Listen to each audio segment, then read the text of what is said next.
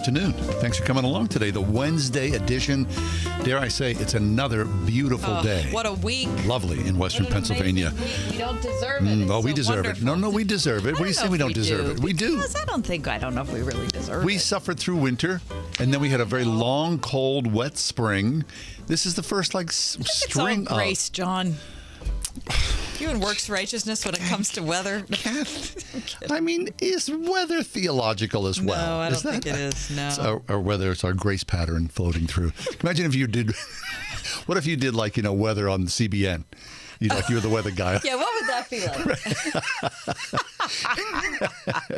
Everything had to be sort of, right, exactly. couched in terms, right. Christianese. Right, so the holiest people live in San Diego. They must be. Yeah, I guess. That they're living in the weather pattern. I tend to think that anyway. I'm just... Well, you know what I thought of this morning when I went outside? Yeah. Is it feels like that. Like San Diego. Yeah. Mm-hmm. It's just such beautiful. Being out in that little tiny pocket of Southern California is so beautiful. Yep. Listen, my best friend from high school grew up here in the city, of course, worked for the Post-Gazette. Then he became a labor mediator. Now he's a national labor mediator. Could have lived anywhere in the country. They sent him to San Diego, and he's been there about 8 years. Bring it. Yeah. Fabulous. He comes back to Pittsburgh, and he's like, can you believe I endured this? Yeah, I'm still here. Yeah, I can believe it. Okay. Yes, I can believe that. Right. Anyway, a big, busy news day here, is it not, as always? I'm ready, John. All right, as without further ado, Catherine, news stories, please give us the top 4 at 4. It's a Wednesday, May 11th. So like Lawrence Welk Day. It's a Wednesday. Where's the bubbles? Number 1. Senate Democrats, John, pushing forward today to force a test vote on legislation that would enshrine abortion rights in federal law, acting quickly in the wake of the leak of the draft Supreme Court opinion that might possibly overturn Roe v. Wade. Republicans, of course, all but certain to block it. Senator Chuck Schumer, majority leader, called the vote one of the most important we've taken in decades. Come on. At the same time, Senate Republicans have been trying for the past several years to advance a bill called the Pain-Capable Unborn Child Protection Act that would prohibit abortion generally after about 20 weeks of pregnancy. That bill currently has the support of 46 Republicans, but now several prominent anti-abortion groups say they would support a national ban even earlier, after 15 weeks or maybe even 6 weeks. And because of all this, John, police officers are keeping a perimeter around both the Supreme Court building and the Capitol grounds even as we speak. Several trucks in the court's parking lot are borrowed from the Baltimore Police Department. An officer inside the fence said Maryland has been helping after Governor Larry Hogan directed some state law enforcement officials to monitor protests outside the homes of several justices who live in the state. Heaven help us. Please pray for their safety. That's from the New York Times. Number 2. 91%, percent of reefs surveyed along the Great Barrier Reef in Australia were affected by coral bleaching to some degree during the summer of 21-22, according to a government study. Oh, that's so sad. Yes. Researchers say that climate change is the greatest threat to the reef and that the warming ocean is a key factor. In December, which is Australia's summer, the Great Barrier Reef's water temperatures exceeded historical maximums usually seen within some of the hottest summer months. Other stresses on coral reefs include cyclones and storms, flood plumes, and crown of thorns starfish, which is a predator to coral, which I'd never heard of. Do you know crown of thorns starfish? No, I did not. The good news, though, is that while bleached coral is stressed, it still is alive and has the potential of recovering. Okay. So it's not all over. So beautiful. Yeah, it's so beautiful. To see that. Yeah, that's from CBS News. Number 3, an eclectic lineup, John, of pop, rock, and classical music acts set to take the stage at Heartwood Acres Park Amphitheater and South Park Amphitheater. I love it. As part of Allegheny County's free 2022 summer concert series. May I give you some highlights? Please, yes. We have Soul Asylum. We have Bo Deans. We have Joe Grishecki and the House Rockers, the Pittsburgh Symphony Orchestra, Michael Franti and Spearhead, Allison Russell, The Regrets, which I've never heard of, but I like that name. I think that's funny. And the Heartwood series opens on June 5th with a performance by the Pittsburgh Opera. Very nice. And the Tamburitzins are there. No, I didn't know the Tamburitzins were still around. I didn't. Tamburitzins. I knew they were still around, but I didn't see that in this article. Chrissy's shaking her head like she knows. You know all about the Tamburitzins? I do. My cousins are in it. What? Oh, that's awesome. No, wait a second. There's that building on the boulevard. Right. And On the Boulevard of the It Allies. looks like it's empty. Like I thought they were out of business. No. Hey, good. They're still doing their thing. Well, what are the nationalities of the Tamburitzins? Is you're- it Slovak? I think so, but Yeah, don't maybe quote me. Croatian. All right. Yeah. Well, anytime you see the Tamburitzins, it's super cool. Me It's a too. I uniquely agree. Pittsburgh I love thing. that. All right. Number 4. The Pens are about to play the New York Rangers in a playoff elimination game, which is why I'm wearing the shirt I'm wearing. Go Pens. Momentum is on their side, John. Also, history is, according to today's Trib. The two teams have faced each other in the postseason 7 times before, and the Pens have won 5. Really? Okay, so that's good, right? The puck drop tonight is at MSG, 7 p.m. Louis in net. Let's finish it out and bring it home. That is your top 4 Very nice. at 4. That's the worst name for a stadium, MSG. Well, yeah, well, I mean, okay. Like people say, I don't want MSG. Yeah, you usually Right? say, I would rather have Right. my dinner without it. Right. But now we're going to go to MSG.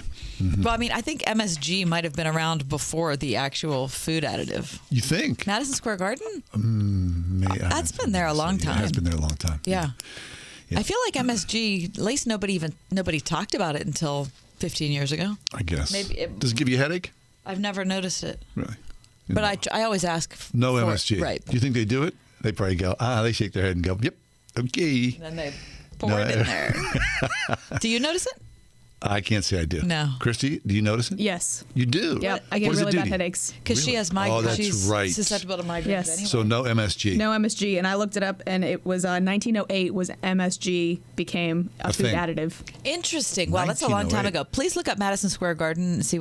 We think that was built in the 50s. Here's the problem with Madison Square Garden. It replaced Penn Station.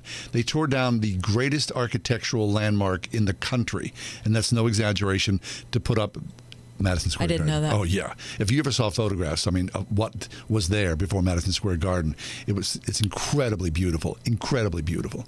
Just saying. Madison Square Garden's super cool, though. Yeah, it is. I love it. But it's very 60s. Do you remember the Howard Cosell introduction to the of course I Sinatra do. album? Yes, I do. Excellent. The main event? Yep. What do you got? It's very 60s because it opened in 1968. 68. I thought that I would have thought it was 10 years earlier than that. Okay. All right. So MSG, the additive, wins. It always makes me nervous because the Pens are up 3-1, right? Mm-hmm. I remember now. This people go, it's in the bank, Money in the Bank. The 1971 and the 1979 World Series champion Pirates were behind in both series 3-1, and they came back and won both series. Why would you bring that up today? Why would you say that out loud? Because it makes why, me nervous. Why do we have to discuss 'Cause that? I don't want people to get too overconfident and going Money in the Bank 3-1. We're good to go. It hurts Just my heart. remember, no, it doesn't. I was feeling good about tonight until you just said that. Oh. Now I'm all aflutter. Oh, like I'm a downer here. No, I'm just now like the super top nervous. Ford. What did was it enough downer? And all of a sudden, I'm like throwing it in. Bleaching. And don't eat MSG. Also, I'm pre-diabetic. All that and more. It's The Ride Home with John and Kathy. Okay, a couple weeks ago, we talked about living with your parents. Yeah. Our next guest is giving a really interesting thumbs up about the quality of living with your parents. That's next on The Ride Home. Karen Swallow Pryor.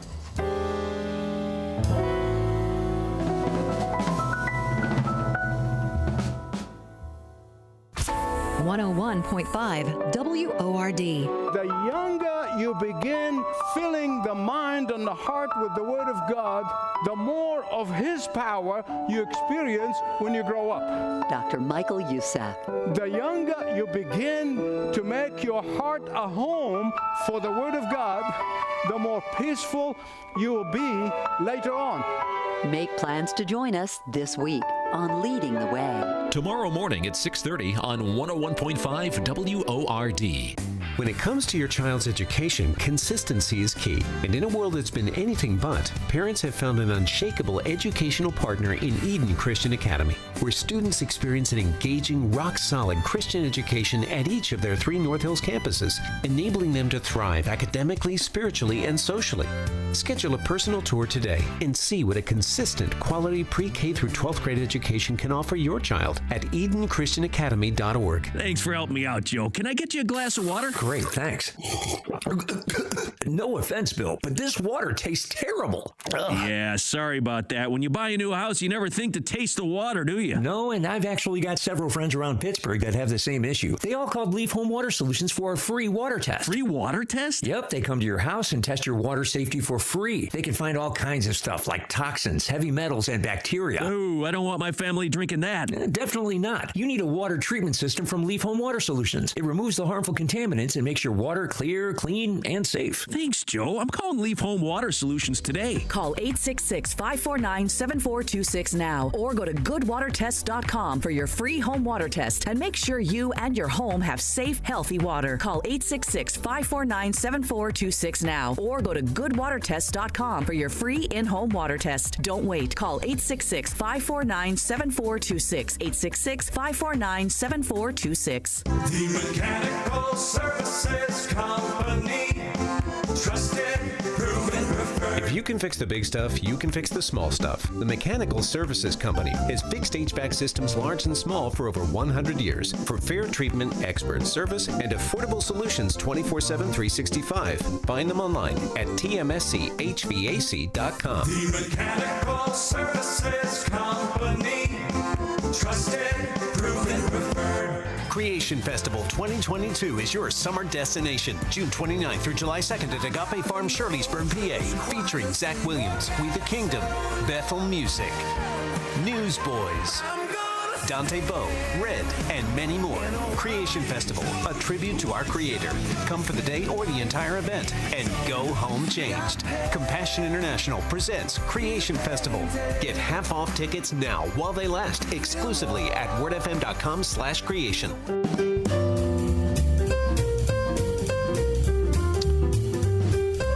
There's a stigma. There's a stigma towards people who live with their parents. Wouldn't you say? We talked about this on Probably air. written by some guy who lives in his parents' basement. You've heard that. Right.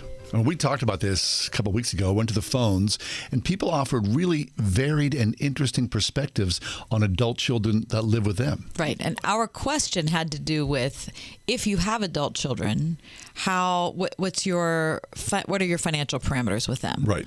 But our conversations with listeners went in a completely different direction, and we had several people calling to not talk about that as much as how they didn't want to be living with their parents, had to for different reasons, and then they were so glad that they were. Yeah. It opened our eyes, quite honestly, changed the perspective. Well, Karen Swallow Prior is with us. Karen's been a regular guest on our show throughout the years. She is research professor of English and Christianity and Culture at Southeastern Baptist Theological Seminary, the author of multiple books. I'm sure we'll talk about that during the conversation. But she wrote a piece that was picked up by a Religion News Service, Living with Your Parents Intentionally Can Be Life-Giving. Karen, friend, how are you? I'm good. It's good to be back with you guys. It's been a while. Yes. It sure has. Karen, before we go any further, I have to thank you. You sent us two beautiful books. Again. Your latest commentaries on Tess and The Scarlet Letter. And I believe Tess is one of your favorite books ever. Am I right? You are right. Tess of the D'Urbervilles is one of my top 3 or 4 books of all time. So it was a real joy to present a new volume for readers. Well, thank you so much for thinking of us. And they are so beautiful. So like John said, let's just push that off to the side and talk about that whole collection at the end of our time together. But first of all, I want to hear about your mom and dad. So you've been close with your mom and dad since you were little. Did you have a time when you weren't and now you are again? What's that relationship been like? Well, actually, I mean, I love my mom and dad. We've always had a good relationship, but I hadn't lived near them since I was 18 years old and left for college, and they moved to another part of the country.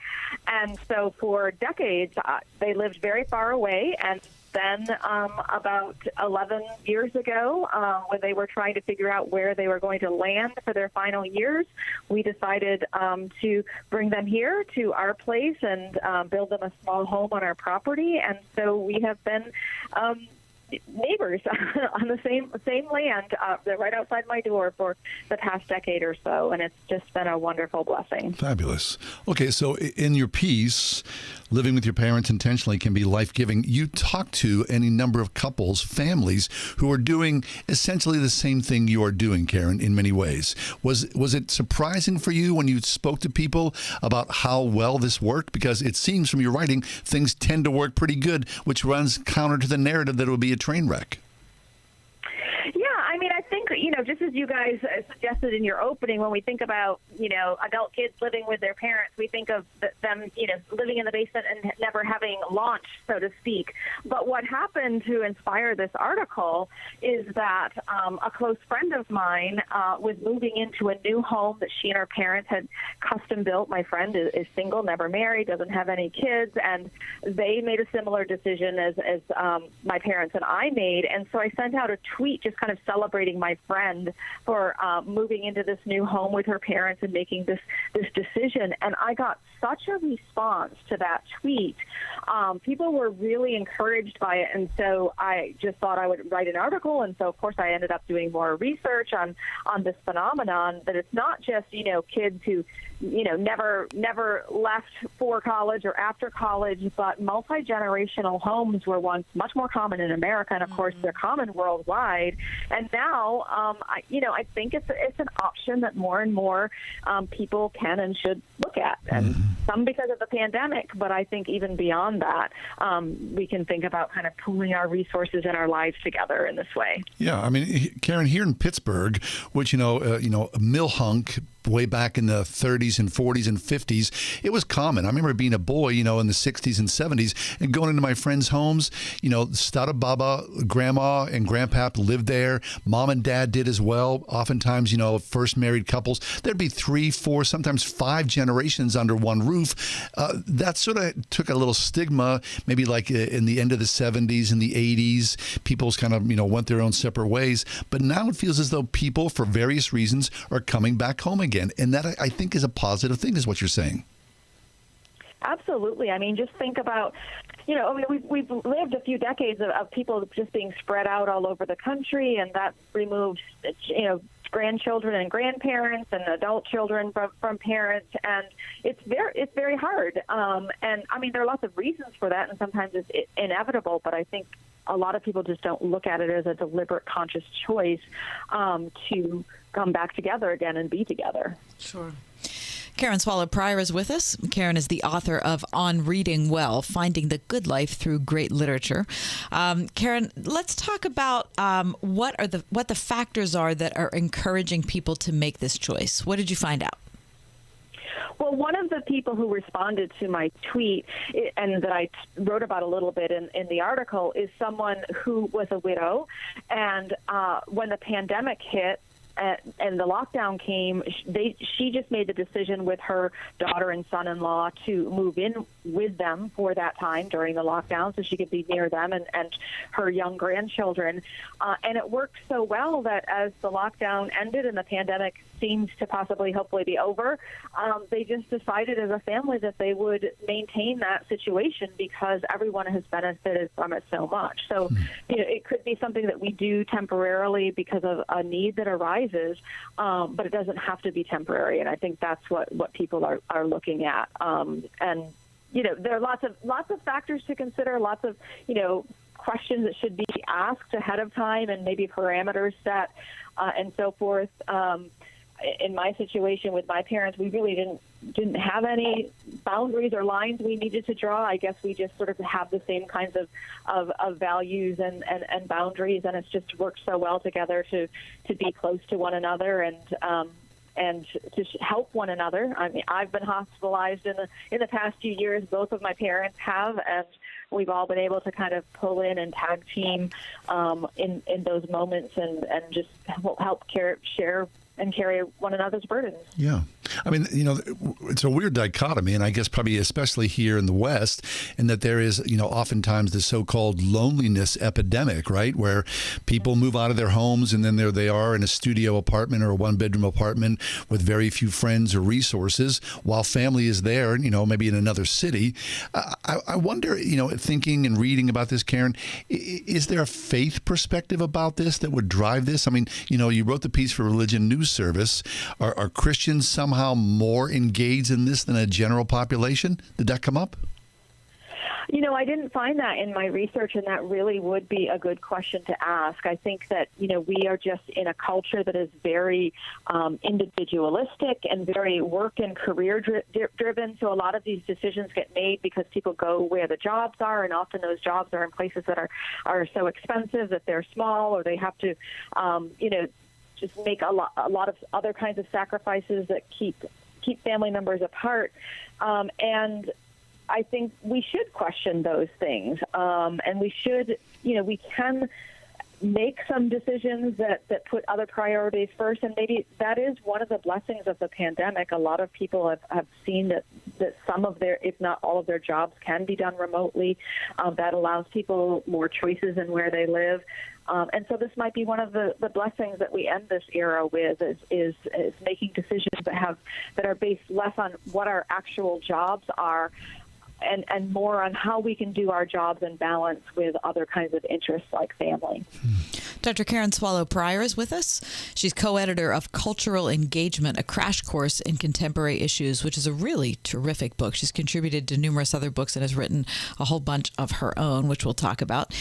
Karen, I want to switch topic for just a minute and ask you about the cataclysm of last Monday night when you might have been on Twitter like I was and all of a sudden started seeing tweets about this leaked Supreme Court opinion and thought, well, that can't possibly be. And then after a while, you start thinking, wait, I think it is. So I'm asking you about it because you've been involved in the anti-abortion movement for decades. And now in this era of social media and, of course, all the rancor in Washington, this whole story is really jacked up. So give us your feelings on it and your thoughts after we've, known it's been going on for more than a week. Yeah, well, of course, it's still just a leak. The court has not issued a decision, and even just having such a breach of trust with that leak is certainly a great concern. It kind of feels like an attack on democracy, which is frightening in itself. And so even though I've worked for all of these years in hopes of seeing Roe versus Wade overturned, which, of course, is really just one step in addressing abortion, because it doesn't automatically outlaw it or do anything like that. It just simply overturns a constitutional right to abortion and leaves us all to grapple with it at the state level and then hopefully again, more at a national level if we can become more life affirming. So it's a lot of news to take in, and it's not just the decision itself, but it's kind of where we are as a country. We're so polarized and fractured. I don't know that we can really find unity around this issue. Certainly it's been divisive for a long time, but it's really big news, but it's hard to know what to do with it because it's still not even officially news yet, and these strange times. Yeah, and when the opinions are released, I mean, someone could have leaked it knowing that the opinion of the court is currently, as we're speaking, different than it was in February. And so it could be another cataclysm when the actual opinion is read. Let's talk, just before you leave us, Karen, just about the conversation online about it. I mean, this has been a poisonous issue since the very beginning. It's not changing now. And so I know that you've been subject to a bunch of really bizarre accusations about you're not pro-life enough, or a pro-life person has to check these appropriate boxes. I mean, it's just so nutty. How are you responding to that? And talk about the boxes that people feel like you have to check. Mm-hmm. Yeah, it's actually it takes away from what I wish had been a more celebratory and happy moment, because we're fighting one another, even just within the pro-life movement, and that's a picture of a larger thing that's going on in the church. And so we're going through this time where we really are divided, even among on who our friends are and who our enemies are, and so I really. My approach is to try to find as much common ground as we can and to engage as much dialogue as we can and understand one another as much as we can. But there are people who are really, have different priorities in mind. And so that's another division we face. And it's very painful. But I just want to be faithful and get through it and, inspire others too, because this is a bad time in our nation, and I hope it will pass and we can be part of helping it to pass. Good for you. Being faithful that's what we all need to be, not trying to please some sort of, Twitter faction or make the other pro-life people like us or whatever. Just being faithful to what you've been called to do, Karen, which I know you've done for a long time. I appreciate the fact that you put it that way. I heartily second that. Yeah. Hey, Karen, so there you are. You're a college professor. Your term is over. The school year is over. You've got a little downtime right now. It must seem kind of weird. How do you keep yourself occupied? Well, it doesn't feel like downtime. I've got a book due at the end of the summer. I've been working on it for the past year, and so hopefully I'll be on, in the next year or so talking about the new book. Fabulous. And what's the subject, Karen? The subject is the social imaginary of the evangelical movement for its past 300 years, as seen through art, culture, literature, and our everyday lives that we don't necessarily. Wow, that's an ambitious subject. That's some heavy lifting. It's very ambitious. I might have been too ambitious, so send up a prayer for me. Are the dogs helping in any way, Karen? They're keeping me entertained, Okay. and they like to get in the way too. Excellent. Okay, just talk about your commentary series on literature, Karen, before you leave us. Yeah, the series is done with the release of the last two volumes, Tess of the D'Urbervilles and The Scarlet Letter. We also have Frankenstein, Sense and Sensibility, Heart of Darkness, and Jane Eyre. And these are all beautiful hard-cloth volumes that have introductions by me and light annotations for hard words or archaic terms, and lots of discussion questions. So you can pick up one of these books and treat it like taking a class with me by yourself or with a book club. Listen, this would make such a beautiful gift for anyone who loves those books. So well done. These are it's a lovely binding. It's a beautiful typeface. Everything about it, just first class. And of course, the content you can't beat. Karen, thanks for being with us today. Oh, thanks for having me. Always good to have you. Always good. Karen Swallow Prior, you can find her easily online. She is a writer extraordinaire and follow her on in many Twitter. different places. Yeah, Twitter's an excellent place where she posts regularly. Karen Swallow Prior, Research Professor of English and Christianity Culture, Southeastern Baptist Theological Seminary. The goal of this commercial is to show you that if you buy a new home this year without using our two advantages, you will probably have made a pretty big boo-boo financially. I learned that word from my nieces. It's Ryan from United Faith Mortgage, and today we announced something brand new. For Word FM listeners on new home purchases this year, we will now pay $1,000 of your closing costs. And there's no gimmicks. We simply believe that home purchases are going to go up this year, and we want to excite you to use us. The second advantage is our direct lender advantage. Our mortgage team is an arm of a bigger company who is a direct lender, which means our company gets to use its own money within its own walls. There's no middleman, which often allows us to get you a better rate, saving you monthly and lifelong money. So don't make a boo-boo. Take advantage of our new $1,000 lender credit and our direct lender advantage. We are United Faith Mortgage. United Mortgage Corp, Melville, New York. MLS number 1330. Department of Banking. Mortgage Lender License number 22672. The Mechanical Services Company. Trusted, proven, preferred. If you can fix the big stuff, you can fix the small stuff. The Mechanical Services Company has fixed HVAC systems large and small for over 100 years. For fair treatment, expert service, and affordable solutions 24/7, 365. Find them online at tmschvac.com. The Mechanical Services Company. Trusted, proven, preferred. The Bible. Scholars have debated it. World leaders have quoted it. Nations have fought for it. And now you can experience it like never before. From world-shaping history to present-day events, come explore the most impactful book of all time through interactive exhibitions, immersive galleries, and breathtaking artifacts, where ancient stories and modern technology come together to bring the undeniable impact of the Bible to life. Museum of the Bible. What's in it will surprise you at museumofthebible.org.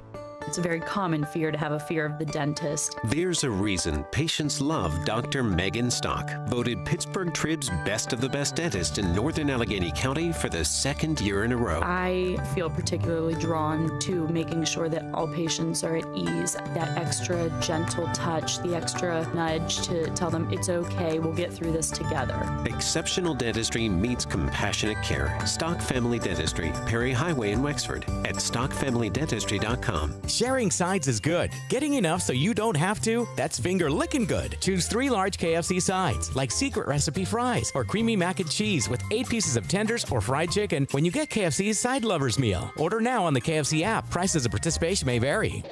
Ask Alexa to play the word Pittsburgh to hear us there. We're on your Google speaker too, plus iHeart, TuneIn, and on Odyssey. 101.5 WORD FM, Pittsburgh.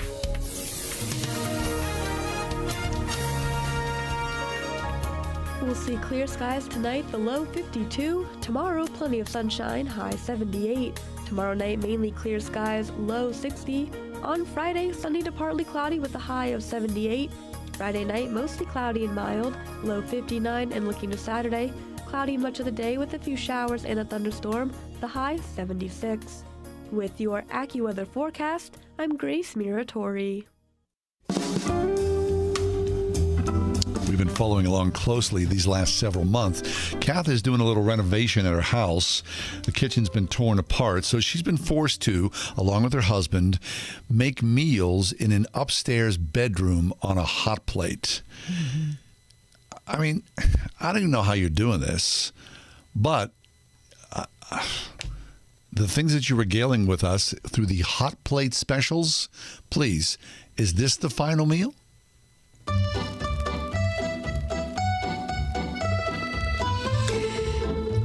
John, this started on January 30th. It's a long time ago. Lots happened since January 30th. So you're 3.5 months into it. We are. It'll be 4 months in just a couple weeks. You're close? Well, here's the thing, John. Looking at the hot plate, you know, I went through all sorts of different, like at the beginning, I was very ambitious about what I was going to cook on the hot plate. Yeah. And then I realized I had to clean the pan and everything in the bathtub. So you didn't anticipate that. I backed up that bus. And then I was doing a lot of egg type meals. Mm-hmm. You know what I mean? And then I was still doing, in the bathtub. I had to back that. Anyway, you know where I am now? Mm-hmm. I'm done. Oh, what do you mean you're done? I'm not using the hot plate. I'm what? done. The I just hot don't plate's want done? to. You know what I'm doing every single night? What? You know those bagged salads that you can buy at Giant Eagle? Which are, I love a bag salad. Listen, we are doing them every night. Excellent. They're fine. You know That's all you're eating, though, is a bag salad? You know what I'm using the hot plate for? Nothing. Oh. I'm over it. John, I'm gone. done with this. I could see why. I'm over. It's just, I can't. I would just be doing takeout. I can't. Between salads and takeout, what the heck, right? Plus your husband's a vegetarian, which necessitates you being a vegetarian. I mean. It's just a lot. So it's like 5 bagged salads a week. Well, 10 if you count him and me. 10 bagged salads a week is where we are. That's all you're eating, though, is a salad for dinner? The hot plate, I'm using it to store glasses on. Aren't you hungry? No, I'm fine. Just a bag of salad? Just a little disgusted. Like right now, like you're going to go home and you're going to have a bag salad for the Pens game. Uh-huh. How about a burger? Why don't you go to Burger King and do a little takeout on the way home? Oh, no, they have a lot for vegetarians at Burger King. He can have a salad. He can have the salad. I'll have a burger. See, and I don't feel right about that. Yeah, well, I'm sorry for that. Okay, so it's over. So it's over. How soon will is the oven back up? I think we're right on the cusp of having a stove. Yeah. How about the door handles, the cupboard handles? Nope, they're not going to be there yet for a while. So it's kind of hard to get in there. And it's not that anyone's jacking us up. Yeah. It's not like people are shirking their responsibilities. No, they're doing their work. They're doing their work, and it's a big project, and it's COVID. Can you do pizza? We can do pizza. Yeah, so I want you to do pizza tonight. Sure. Stop over here at Vincent's and get a white pizza for the Pens game. Christy, you notice how John has all these suggestions? I'm just saying. I just like it. You try. I hate the idea of sitting around. I mean, I like a bag salad, but I mean, every night, not doing that. Okay. Southwest. Yeah. Mex. I like the Southwest one a lot. The one I had last night made my lip swell. A lot of cabbage in those things. A lot. Right? I think cabbage is really cheap. Yeah. I think that's why there's a lot of cabbage in there. And then they throw little croutons or some seeds or some bacon bits. But never really bits. enough croutons or seeds. Or the dressing. And you kind of have to add to it. So in retrospect, what are you eating the bag salads for? I mean, what the heck? Have a pizza. You know why? Because I'm not doing the hot plate. Hot plate specials are done. Okay, good. Goodbye. Pens are playing tonight. Stop and get a white pizza on the way home is what I'm saying. That's a good thought. Right, okay. All right. Hot plate special. Goodbye to you forever. May you never visit our house. 101.5 WORD. The current school year is not even over, but Word FM is already talking about heading back to school. Back to school! If you've ever considered sending your child to a Christian school, but the cost was holding you back, check out the WORD half-price tuition deals now at wordfm.com. Send your child to a school that's teaching them the same values you're teaching at home for the full year, but only pay for half. See the complete list of schools now at wordfm.com/tuitions. I'm Doug Mastriano. I know something about fighting for freedom. My 30 years of military service showed me how much we took our freedoms for granted. When the lockdowns came and the left trampled our rights, I was one of the few to stand up for freedom. I fought for the integrity of our elections. I fought for medical freedom, to choose what medicine we put in our bodies, and for the rights of Pennsylvanians to operate and conduct business. I fought for our elderly and our special needs children. And I fought for parents' rights to raise their kids without indoctrination in school. Now the spirit of our Walk as Free People movement has caught fire. I'm Doug Mastriano, and I'm running for governor because this election is about freedom. Join me to restore freedom, revive our families, rebuild our economy, and to get us back to greatness. Visit DougForGov.com. That's DougForGov.com. And let's take our state back. Paid for by friends of Doug Mastriano. Have you ever thought you'd like to buy and sell houses but didn't know how or where to get the money? My name is Ron LeGrand, and over the past 40 years, I've bought over 3,000 houses without using my money or credit and taught thousands to do the same. Today, even in a virtual environment, we buy nice houses in nice neighborhoods using no banks, realtors, contractors, or other costly entanglements, and build huge cash flow and wealth without the hassle of tenants, all without credit and little or no money. You don't need a license or experience, and I'll show you exactly how it's done. Text RON to 99799 and I'll send you my free training. I promise I'll change the way you think about real estate and open the door to a new lifestyle that doesn't involve risk or rehabs and can quickly replace your current income. Text RON to 99799 and let me show you how to take your life back and build cash flow and wealth from your home. That's RON to 99799. Again, text RON to 99799. The Mechanical Services Company. Trusted, proven, preferred for all mechanical systems, heating and air. Our team has got you covered. Maintenance, service, installs, and repair. Call us when you need comfort. Online at tmschvac.com. The Mechanical Services Company. Trusted, proven, preferred.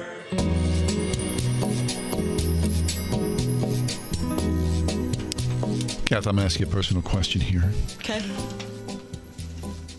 Do you have enough friends? Not the thing you could have brought up to me at the pre-show meeting? Do you have enough friends? How am I supposed to answer that? I don't know. It's a simple question. Not this or that, but, you know. I feel like I have a lot of friends. I don't feel at this point in my life that You I need more friends. I mean, our job is pretty busy, and I feel like we work a lot. So, you know what I mean? I don't have a lot of free... It's not like I have a lot of free nights where I think, boy, I really wish I could go out and do something with somebody. Well, you're a very social person, and you like people an awful lot. I do. But we also have to work a lot. So I feel like if you combine our working, I can only, squeeze in a certain number of people. Oftentimes for me, I'll just bring this back, like, I'm tired of talking. Yeah, exactly. Right? Like, so... Yeah, when we go home, I'm still talking. Just saying.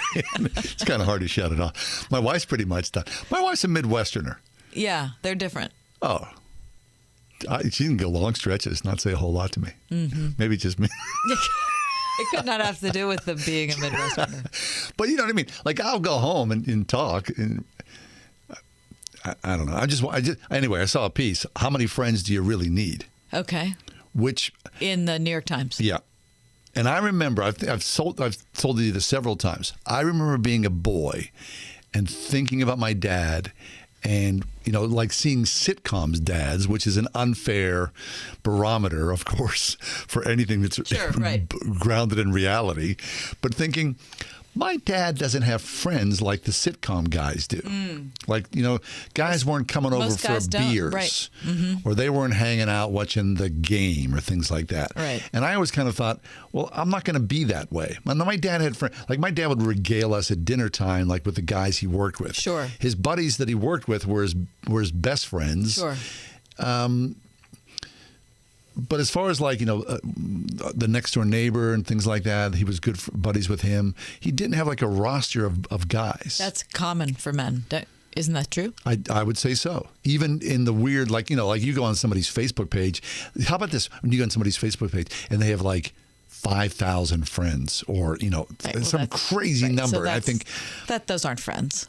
No, of course not. No. So in this article, but let me just break in and say that you are very different than that, because you are, I think, incredibly consistent in your friendships. I try to be. Yeah, you're very good at that. Thank you. I mean, it requires some work, right? It does, but you're always open to have your schedule changed and to squeeze something in. And I don't. Okay, so in this article, it says, friendship in America has been in decline. And the trend accelerated, of course, during the pandemic because everybody was alone. 3 decades ago, 3% of Americans told Gallup pollsters they had no close friends. In 2021, an online poll put that at 12%. Wow. About a year into the pandemic, 13% of women and 8% of men ages 30 to 49 said that they had lost touch with most of their friends. It's a natural question. The ideal number of friends. Mm-hmm. Just like we have guidelines and recommendations for the amount of sleep we get and how physically active we are, health is relevant to the amount of friends that you have. Yeah. So how many friends is enough? How do you determine that? Well, in the piece, How Many Friends Do You Really Need? They talk about your tight circle, your besties. Mm-hmm. Most people have, well, if you're married, there's the intimate friend. Right.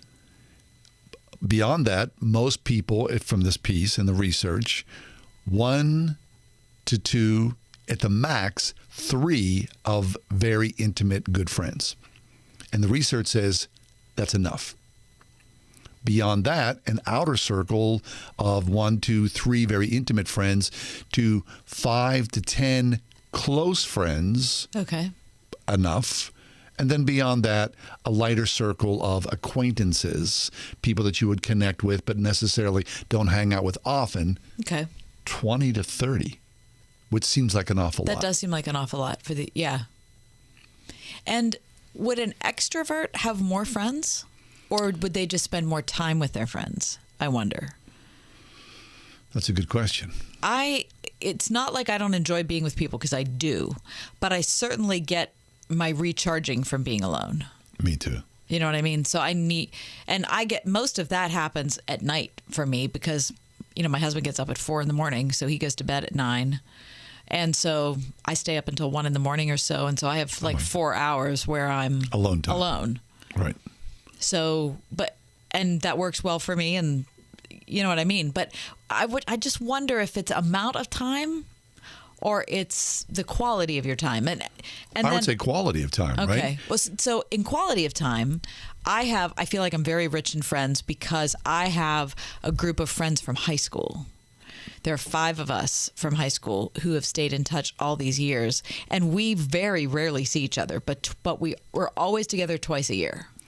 Throughout the year, though? I mean, so we text throughout the year. Okay. But twice a year we commit to being. We spend one day together in the spring, and we spend a weekend together in the fall. Excellent. And we do that every year. But that's not a lot of time. No, it's not. But it's quality time. But if something happened, if you needed a friend outside of your husband, yeah, you feel like I can call somebody, sure, and that friend knows me, and I can go into it and talk about it, and they understand the situation, and they would love on me, and we'd be good. Yes. Yeah. Yeah. And then and are you the kind of person that has friends from different parts of your life? Yeah. Right? Yeah. Right. So I have a group of friends from church who I've known for a couple decades too. And I know that I could reach out to them. I see them much more regularly than I do my friends from high school because they're all local. So that's another group of friends. Right. I have theater friends. Well, the circle. Yeah. I just wonder about that, because as we were talking with Karen Swallow prior about, you living with people living with their parents and this, so-called, which I believe is true, the loneliness epidemic and, social media friends, which is just fluff. I mean, I think a lot of people are lonely. Mm-hmm. And church is a good place to create friendships. But at its core, people need each other. Yeah. And we've kind of lost that. What do you think about work as being a place for friends? No. That's so hard. Later, Christy. What are we? No. That's no, I mean. Rude. No. I mean, you guys are my friends. What, are you using air quotes here? Or no. This is why he didn't come out with us that night. Exactly right. I was rebuffed. I was rebuffed. I was rebuffed. To save you. Thank you. I appreciate it. No, I mean, my work friends are work friends.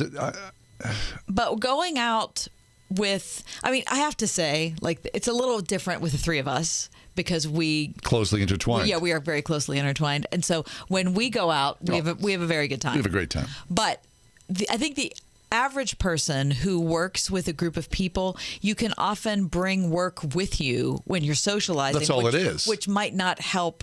You might not feel like you really have friends then because you're just regurgitating kind of what you've done all day. Well, how about when we go and you're forced into a corporate thing, let's all meet in the conference room. Oh, yeah. And do that. Sure. That to me is not really relaxing it's friendly, but it's not like. Well, and it's, again, a little different here because at Word FM, it's a small group. Right. And so we all know each other and have been friends for a long time. But I know you've worked at a lot of places. I've worked at a lot of places where that conference room situation is painful. Oh, my gosh. And there are people that you don't know well or people who are at very different levels of a company. And so it's a pressure-packed environment. I remember those days. Yeah. Well, I worry. I don't worry. I think about people alone. Yeah, me too. And how rich and enjoyable friendships are. Mm-hmm. I love them so much, and I think about them, my friends. I pray for them. I look forward to being with them and seeing them. But I just know our phones are not our friends, or Facebook is not our friends. Yeah. And there's something that's changed in the nature of who we are as, in this modern age of connectivity that is not connected. Do you think it's hard to meet friends in church? Well, I think it's the individual. But I think it is hard to meet friends. Yeah. Overall? Yes. Okay. Yeah. And I think especially church, because church has its own set of weirdness. Sure. Right? And some churches are hard to break into, right? I think a lot of people, they go to worship, and as soon as it's over, they bolt for the door. It's more of an individual thing. It's not necessarily about the community, which, of course, church, in its essence, could and should be about the intertwining of each other in our connection with Jesus. Yeah. And then, from that, how do we respond to the greater community? But you need friendship and connectivity to do that. Yeah. So it's very complex. I don't know. I do believe that we are in a friendship epidemic, and we all of us need at least one good friend. And I think a lot of people don't have that good friend. So what does that look like? Isn't your fear? My fear is you're old and alone. Sure. Nobody wants to be old and alone. Right. You need family, and you need good friends to help sustain you. Right. Help you. Everybody needs help here. Right. I don't know. The church is a good place. Well, look at it this way, John. When you're old, Christy and I will still be calling you, asking, "Where are you?" What do you mean? Because we're going to be sitting out at the place waiting for you to come, and you're going to blow us off because you're going to say, "Oh, those were my work, quote unquote, friends." That's not true. I love you guys. I'm concerned about it. All right. Okay, friends. What's next for us here? The Third Hollow Bridge is under construction. Thank goodness. Super exciting. Since January that to was May. That was super fast. Yeah. I will talk about that next. My brother-in-law died suddenly, and now my sister and her kids have to sell their home. That's why I told my husband we could not put off getting life insurance any longer. An agent offered us a 10-year, $500,000 policy for nearly $50 a month. Then we called SelectQuote. SelectQuote found us identical coverage for only $19 a month, a savings of $369 a year. Whether you need a $500,000 policy or a $5 million policy, SelectQuote could save you more than 50% on term life insurance. For your free quote, call SelectQuote at 1-800-940-6161. That's 1-800-940-6161. Or go to SelectQuote.com. That's 1-800-940-6161. SelectQuote. We shop, you save. Full details on example policies at SelectQuote.com/commercials. The Mechanical Services Company. Trusted, proven, preferred. If you can fix the big stuff, you can fix the small stuff. The Mechanical Services Company has fixed HVAC systems large and small for over 100 years. For fair treatment, expert service, and affordable solutions 24/7, 365. Find them online at tmschvac.com. The Mechanical Services Company. Trusted, proven, preferred. Try Life Center, a faith-based pregnancy and family resource center in Lower Burrell, is hosting their annual Walking for Babies event at Northmoreland Park on Saturday, May 21st.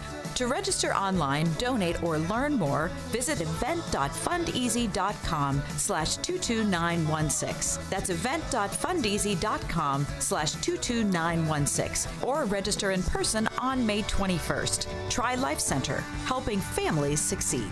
My heart was racing just making spaghetti. I could have waited to tell my doctor, but I didn't wait. I was short of breath just reading a book. I could have delayed telling my doctor, but I didn't wait. They told their doctors and found out they have atrial fibrillation, a condition which makes it about 5 times more likely to have a stroke. If you have one or more of these symptoms, irregular heartbeat, heart racing, chest pain, shortness of breath, fatigue, or lightheadedness, this is no time to wait. Contact your doctor. Brought to you by Bristol Myers Squibb and Pfizer.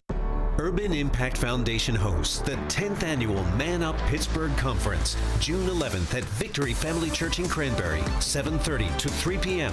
A day to encourage men in their calling to love God, their wives, their families, and the fatherless in their communities. With Ryan Shazier, Mike Tomlin, Tony Dungy, Ed Glover, and over 25 powerful speakers to help you maximize your impact in your home, neighborhood, and city.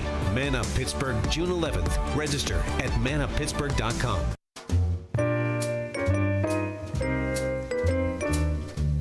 January 20th, the Fern Hollow Bridge, which 9 out of 10 people in Pittsburgh never knew was called the Fern Hollow Bridge. Until it collapsed. Collapsed on the day that President Biden was coming to Pittsburgh to talk about his infrastructure bill. I mean, I know. It was so serendipitous. Really I love it so much. Anyway, the good news is the construction has started on the new bridge. That's got to be the fastest turnaround of any construction project in Allegheny County history. Without a doubt. The federal government has designed and covered this bill with $25.3 million in a federal infrastructure emergency bill. So this past week, they started to dig down into the ground underneath where the bridge was so they could start to put concrete supports in. Now, the top of the bridge is not completed yet. The engineering and design of that. So they're just building the supports for now? Right. Okay. So the word is, and I see a photograph of it, that it looks like pretty much a typical highway bridge. Oh, okay. Like, there's not a whole lot of, aesthetic beauty to it, which, to be honest, at this point, I don't think a lot of people really care about. Right. But that bums me out a little. I think that will come. I mean, the Arts Commission in the city of Pittsburgh is always involved in, their 2 cents about design. Mm-hmm. So at the top of the bridge, what, the lighting will look like, what the railings will look like. I've never been under it. I know you spent tons of time under it. Oh, yeah. And so it's just a hollow. It's just, it's a walking path. Yeah, but having it be a beautiful bridge would be really helpful there, right? Well, not particularly. Not really? I mean, okay. And the old bridge, was sort of spanned, it didn't go in the center of the path. It was on either side where the strength of the bridge was. Okay. Which may say something about why it collapsed. But so in the park itself, there will be concrete pillars, 4 4 of them. Okay. All right, fine. I mean, you're not hanging out there. You're going through there. You're walking from one place in the park to another So it place doesn't in the matter park. much. No. Okay. But the good news is the bridge is being built. It should be completed, in 12 to 18 months, they're saying. Really? Yeah. The whole thing? Yes. That has to be a record. Fabulous. I'm all for it. Me too. Because I use that part of the city Yes, all the time. And I miss being out there. So anyway, the good news is the bridge is being built. The design on top of the bridge will come at some later date. And soon and very soon, people will have access to the East End like we used to have.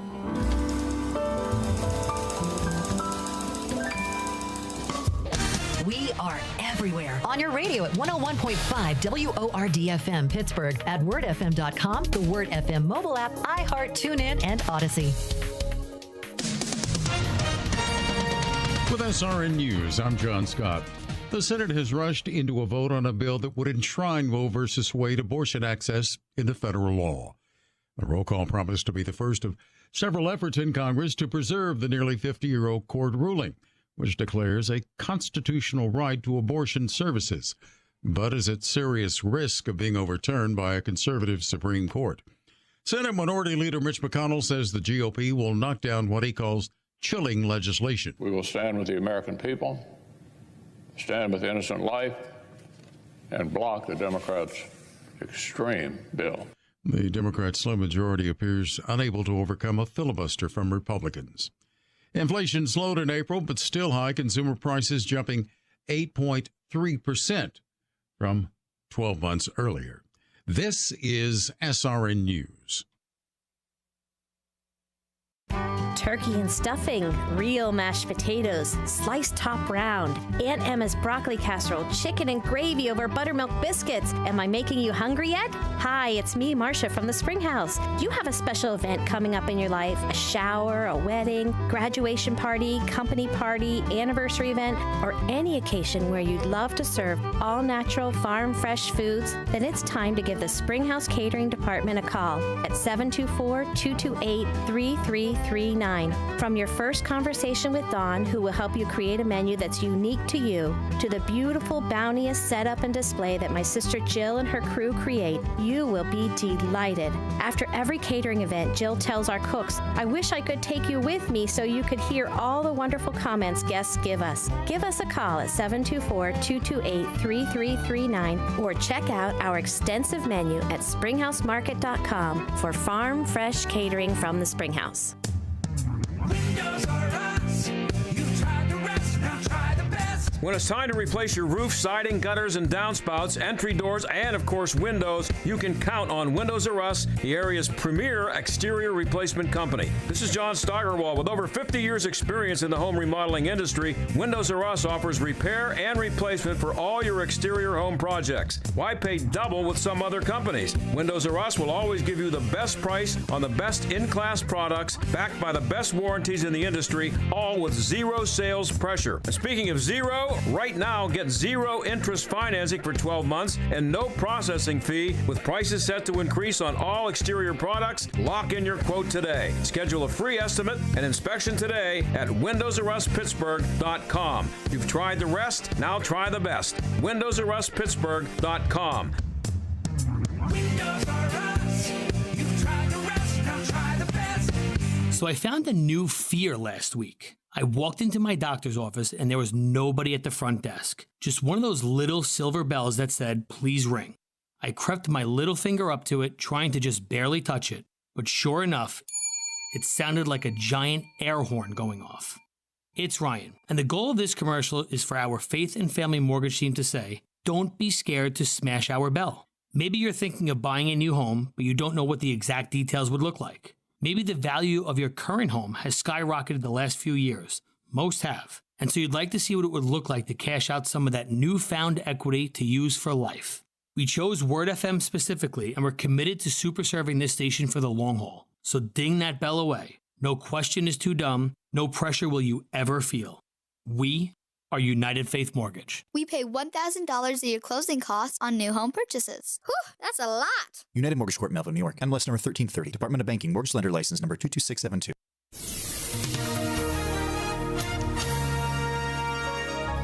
We'll see clear skies tonight, the low 52. Tomorrow, plenty of sunshine, high 78. Tomorrow night, mainly clear skies, low 60. On Friday, sunny to partly cloudy with a high of 78. Friday night, mostly cloudy and mild, low 59. And looking to Saturday, cloudy much of the day with a few showers and a thunderstorm, the high 76. With your AccuWeather forecast, I'm Grace Muratori.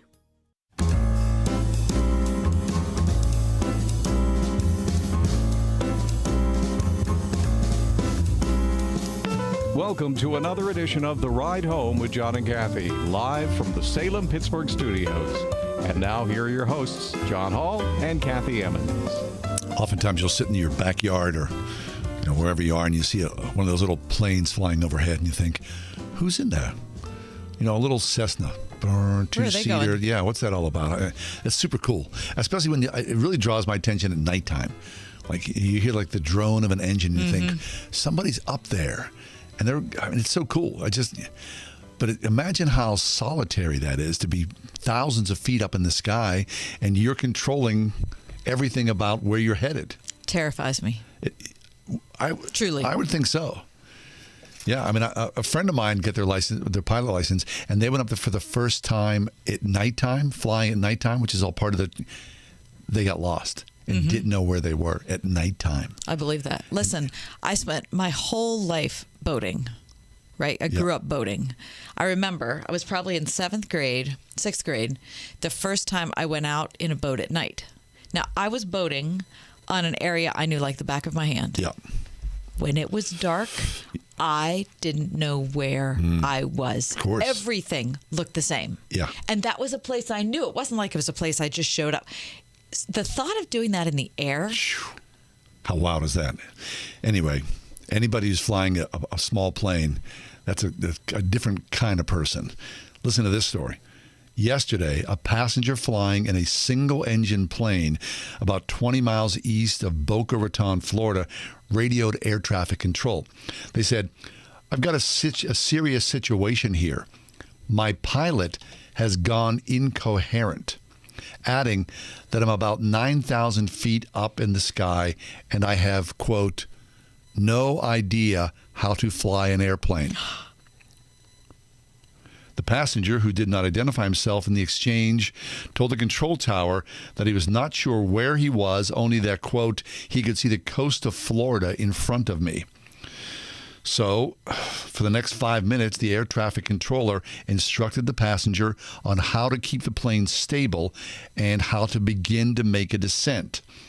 Try to hold the wings level, see if you can start descending. Wait. Is an air traffic controller, every air traffic controller is able to do that? Able to talk you through a flight like that if you've never flown? Well, I think that they probably know the basics, of course. Most of these guys probably have, or these people have their own, they probably have their pilot's license. But the air traffic controller who first took this radio call said, let me switch you to a flight instructor. So someone well-versed in the airplane that they were flying, the controls that were in front of them. So throughout much of the exchange, the person flying the plane now, they remained relatively calm, even as the person said things like, I have no idea how to stop the airplane. I don't know how to do anything. So the tower eventually contacted air traffic controllers, and they guided him to the Palm Beach International Airport. A FAA spokesperson said in a statement to the Washington Post that the plane identified in the recordings was a Cessna 208, registered to an address in Connecticut. It landed in Palm Beach County around 12:30 Tuesday afternoon, following a possible pilot medical issue.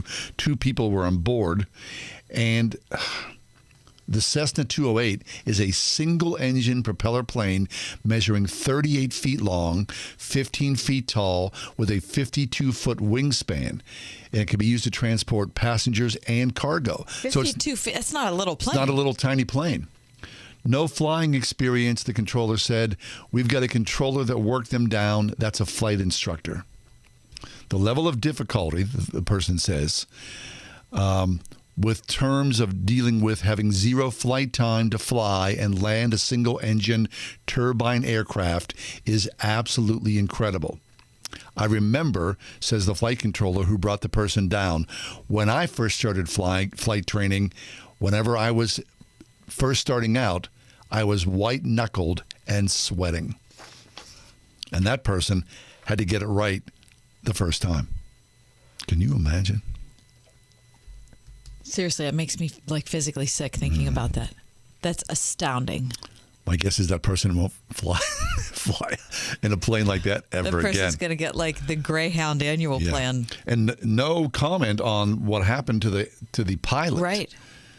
If he's okay. And there were only 2 people on the plane. Yeah.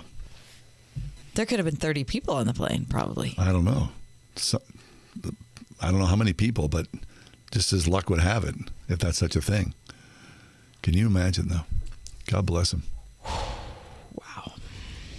All right, we need to take a break. All right. When we come back, an amazing story of a man who came from a Muslim background, converted to faith in Christ, along with his family. We'll talk about it next on The Ride Home.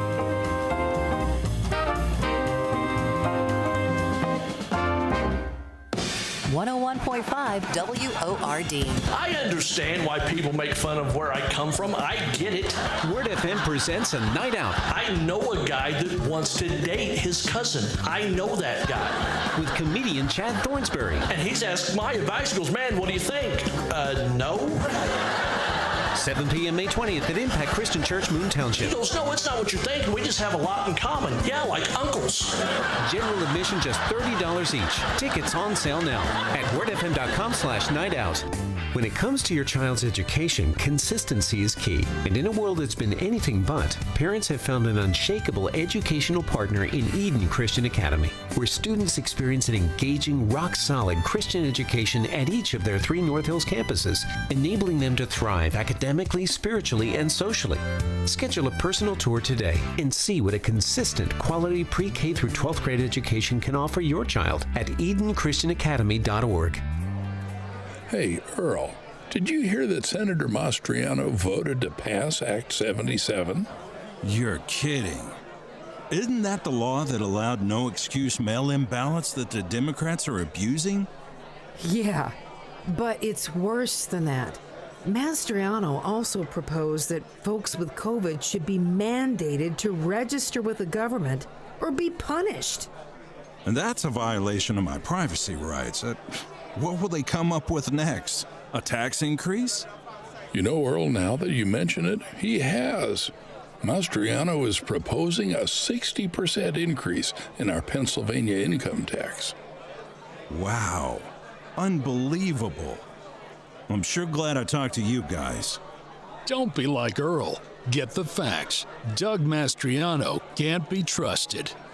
Paid for by Pennsylvania Patriots for Election Integrity, LLC. The Mechanical Services Company.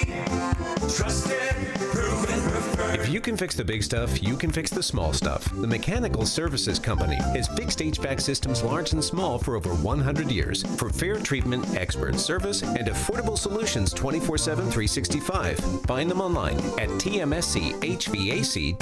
The Mechanical Services Company. Trusted, proven, preferred. The Bible. Scholars have debated it. World leaders have quoted it. Nations have fought for it. And now you can experience it like never before. From world-shaping history to present-day events, come explore the most impactful book of all time through interactive exhibitions, immersive galleries, and breathtaking artifacts, where ancient stories and modern technology come together to bring the undeniable impact of the Bible to life. Museum of the Bible. What's in it will surprise you at museumofthebible.org.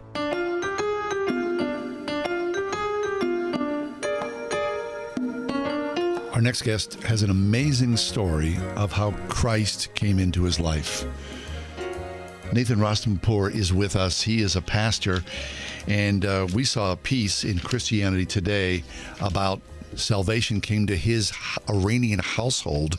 And here to tell that story firsthand is Pastor Nathan. Pastor, welcome to the show. Thank you very much, John, for having me. Mm-hmm. Nathan, let's start with what Tehran was like when you were growing up. First of all, when was that? And talk about the environment. Sure. Thanks so much, Kathy. I was born in Iran, in Tehran, the capital city, 38 years ago. And then I was born also in a Muslim family. So my mom was a teacher. She knew a lot about Islam. So I grew up in a religious family. And just as a young teenager in Tehran, I remember the days that I started to hear about Christianity. And that was mostly about the story that I was about to tell you guys today. Yes. So then you're saying, Pastor, that early on in your life, you would call yourself a pious boy, yeah? Yes, sir. Yes. I mean, some people grow up in religious households. Sure. Other people don't have any connection at all to a God of the universe. Right. And what was that connection like with your community? Was there a strong Islamic current through your friends and family? Not all of them, because in Iran we have nominal Muslims and we have also strict Muslims. And my mom was a devout Muslim, but not really like a radical Muslim, never. But she was hungry for God. She just wanted to know God more and more every day, and she would encourage us to read the Quran, do the Islamic prayers.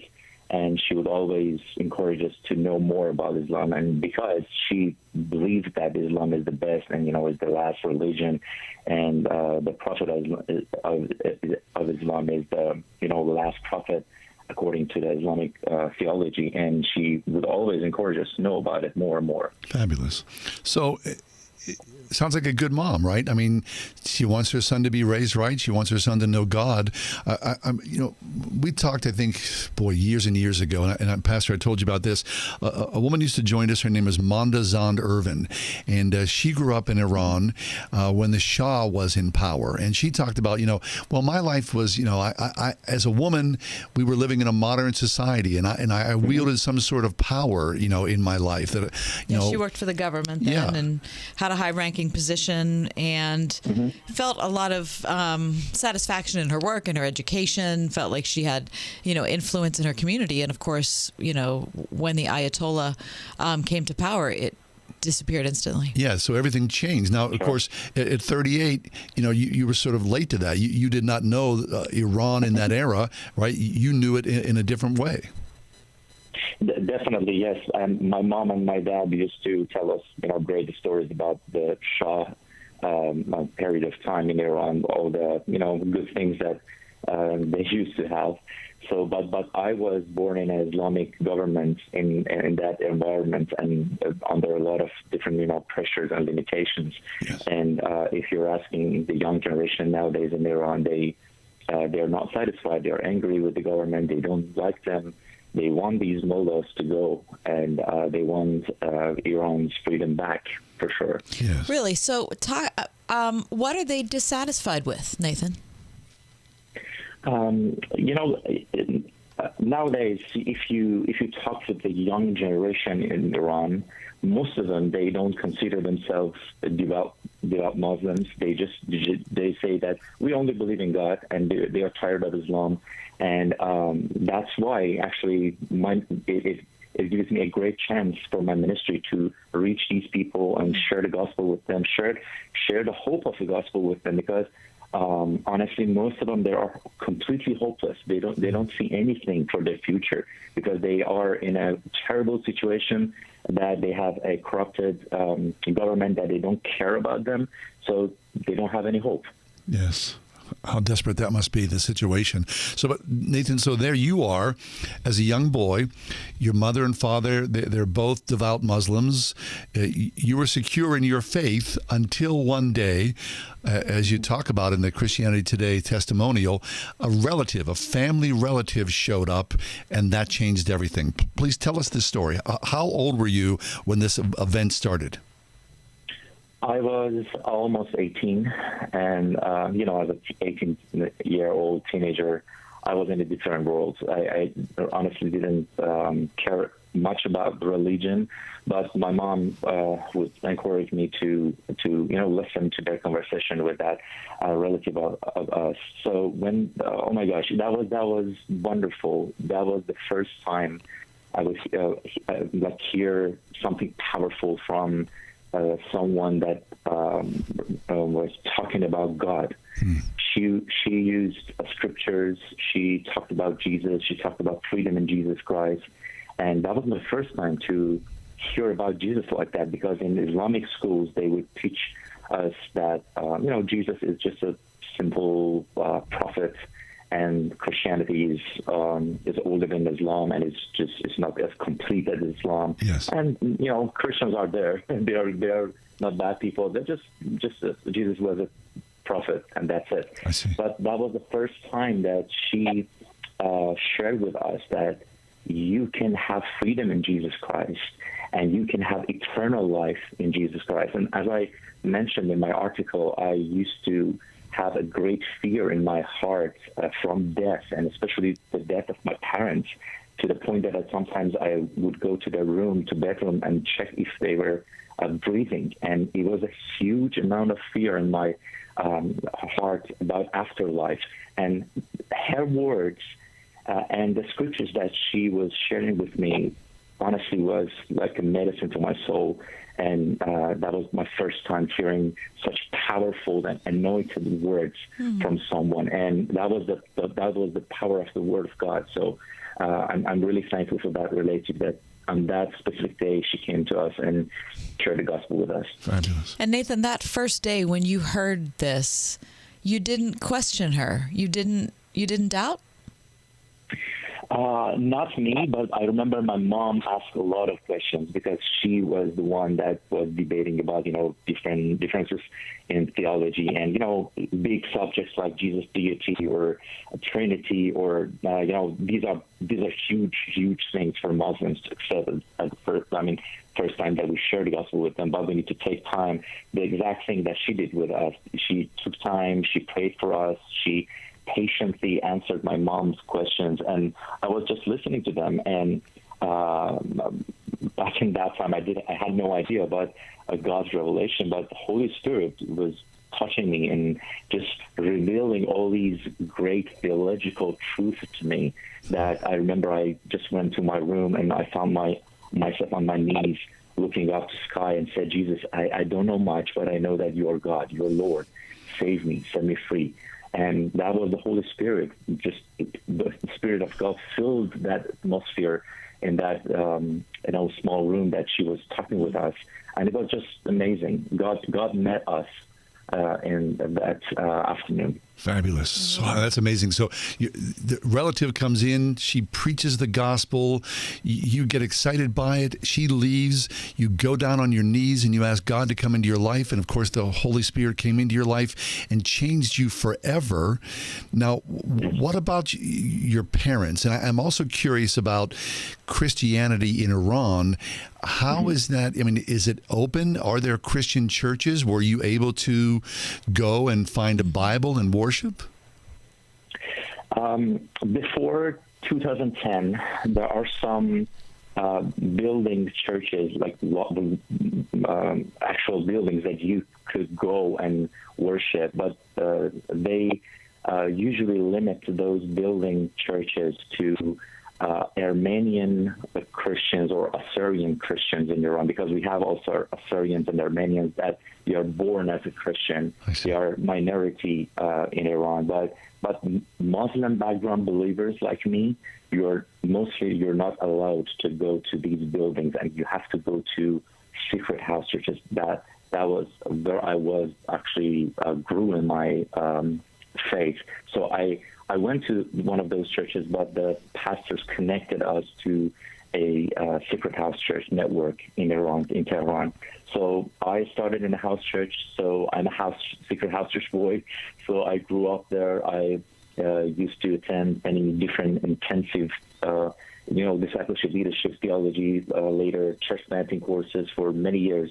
And then after that, I started to lead these house churches and pastoring these house churches for myself. And So after 10 years of ministry in these secret house churches, because of some security issues, I had to flee, and I just escaped the country. I went to Turkey as a Christian refugee, and then after that, after 2-3 years, they transferred us to United States. I see. So, Pastor, wait. So go back. So, what you joined a house church? At what point did someone give you a Bible? And was it an Iranian Bible? Was it something that you quickly were able to have and say, "This is the Holy Word of God, and it's in my language"? Yes, someone immediately when we joined that secret house church, they provided us Bibles, but there are not enough Bibles in Iran right now. But I would hear stories that people get a copy of Bible and they photocopied it and then just give each other different pages to read. But nowadays we are so thankful for technology and for different apps and websites that we can provide Farsi Bibles to our people. But still, there is a huge need for Persian Bibles in Iran. Nathan Rostenpour is with us, church planting pastor, leadership coach, serves with the Summit Church in Raleigh, Durham, North Carolina. Nathan, what were you risking when you were still in Tehran and you were going into these house churches? What would have been the punishment? Would the government have found out what you were doing? First of all, according to the Islamic rule, if you convert from Islam to Christianity, based on that rule, they can easily put you to death. So it's no joke. It's serious. Wow. So they can kill you, and if they just wanted to give you less, they can put you in jail, a long imprisonment, or they can fine you, and you need to pay a huge amount of money to bail yourself out. And people usually lose their jobs, students lose their education, and many things happen to our brothers and sisters nowadays in Iran. And we have great friends of us in prison right now, and they're praying for them. So the persecution are there, and people are risking their lives.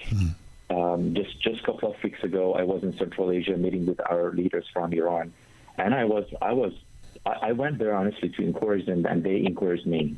So they are so bold, courageous, and they are risking their lives, but they are enjoying their ministry in Iran. Wow, that's wonderful. I mean, the price that you pay. I know. We take this, for granted here in the United States. We understand so little here. In Our the States. cost is nothing, and your cost was everything. So Nathan, I need to go back again because that moment where the relative shows up and then the Holy Spirit is upon you. And of course, growing up in a Muslim household with your good mother and your father, I mean, what was that like? Were you able to be transparent and say, Mom, I know Jesus. Jesus is in my heart. And Dad, I know Jesus. I mean, were you fearful disclosing that? And can you talk about their faith journey as well with that? Sure. I would love to tell my mom at first, but because I knew that she was really a devout Muslim, so I had this fear in my heart that what would be her reaction to that. But our God is an amazing God. So at the same time, He was working on all of us. And when my mom came to me and shared that, she was like, Nathan, I had this in my heart that I know that Christianity is real. I know that God is talking to us. So let's go to a church and let's go and confess. And I was like, Mom, I already accepted Jesus. What you're talking about? Oh my goodness! So I'm so thankful for that. And then it was one day I remember that my mom, my younger brother, went to a building church and they prayed for us. We repented, and then after that we found out that my father actually became a Christian before us, and we had no idea about that. Wow. So God is a great God. Okay, so all of the fear that you had when you were growing up about your parents' death, your fear about death in general, talk about your journey working through that in your mind once you came to a faith in Christ. Of course. That fear from death, I believe most of Muslim people, they have that fear. Why? Because when you are in the Islamic world and theology, you have no guarantee of your future that what will happen to you. So you need to wait for God's judgment. You need to wait for God to weigh your good deeds and bad deeds and then decide that what will happen to you. And honestly, this is scary.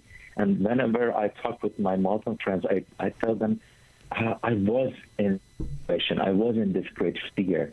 But now, right now, if I die right now, I know that I will open my eyes and Jesus will be in front of me, smiling at me and say, "Welcome, son." Amen. So this is a great thing in my life, and I just want you to have it. So sometimes we make sharing the gospel with Muslims so complicated for us. I just share about my story, and I just tell them that, I was blind, now I can see. That's it. This is so simple. Jesus sets me free from my fear. And when they hear this, they just want to know more and more. So, yes, I had this fear in my heart, but now I'm free because, not because of my goodness or my power, but just because of the grace of God. So I really I'm thankful. Amen to that. Pastor, we need to take a quick break, but we are talking with Pastor Nathan Rostampour.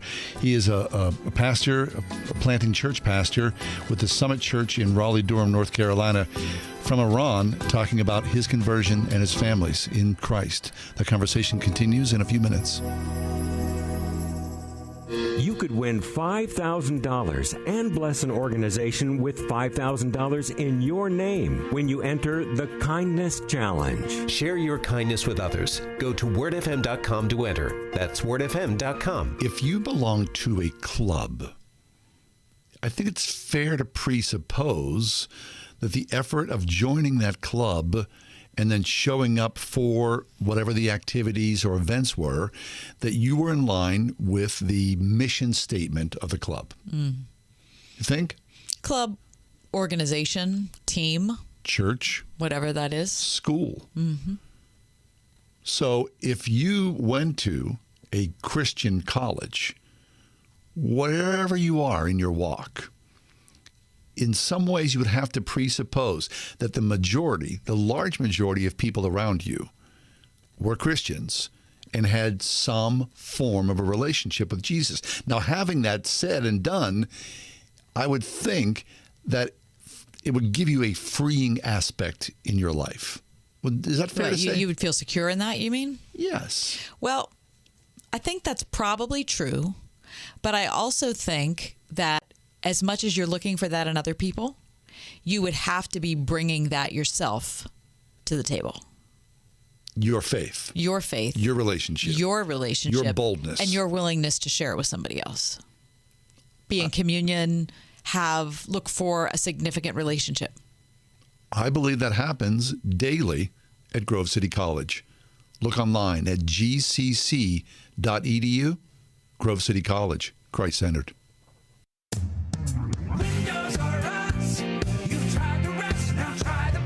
When it's time to replace your roof, siding, gutters, and downspouts, entry doors, and of course windows, you can count on Windows R Us, the area's premier exterior replacement company. This is John Steigerwald. With over 50 years experience in the home remodeling industry, Windows R Us offers repair and replacement for all your exterior home projects. Why pay double with some other companies? Windows R Us will always give you the best price on the best in-class products, backed by the best warranties in the industry, all with zero sales pressure. Speaking of zero, right now get zero interest financing for 12 months and no processing fee with prices set to increase on all exterior products. Lock in your quote today. Schedule a free estimate and inspection today at windowsruspittsburgh.com. You've tried the rest, now try the best. windowsruspittsburgh.com. Windows R Us. You've tried the rest, now try the best. 101.5 WORD-FM Pittsburgh. On your smart speaker by saying, play the word Pittsburgh. And on your phone via the Word FM mobile app, iHeart, TuneIn, and Odyssey.